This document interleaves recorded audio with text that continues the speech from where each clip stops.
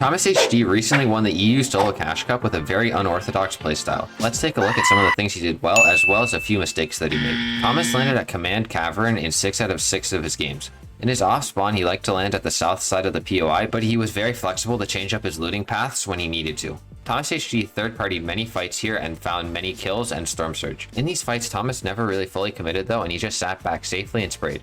Thomas would stay in Command Cavern for way longer than I typically see pro players stay in their POIs, yet it seemed to consistently work for Thomas because he had all of his Storm Surge sorted and he could easily rotate out with either the cannons, the launch pads, or both.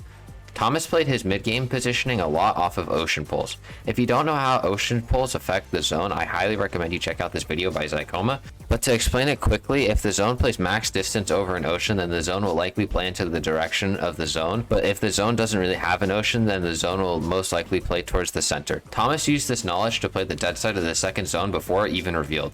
This gave Thomas an easy rotate to the edge of the third zone. Then Thomas would rotate into the edge of the fourth zone late and play onto a high layer. Now let's look at some of the things that Thomas did in endgame and either rate them as good or bad. Thomas abused the sprinting mechanic constantly. Good.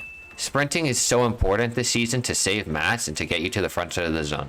Make sure that you have good awareness to the players around you though when you go for your sprints. Thomas checks 3 of his angles while popping shield. Bad. While you're popping your shield, make sure you check all 6 sides of your box to pick up the most information. Thomas's failure to do this got him killed in his first game. Thomas carried a lot of white heals going into the endgame. Good. In the sprinting meta, the zone has been opened back up.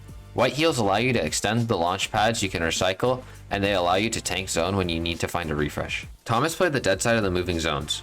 Good.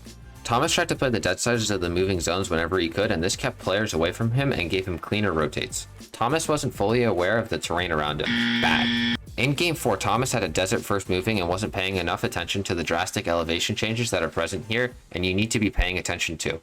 Thomas jumps into the box on the wood wall. Good. Thomas needs to get a refresh and hits a player for white. Thomas actively rotates towards the wood wall so he can end the fight faster and continue on with his endgame. With all that being said, I hope you enjoyed the video and tell me your thoughts on this good and bad format. Leave a like and subscribe. Peace.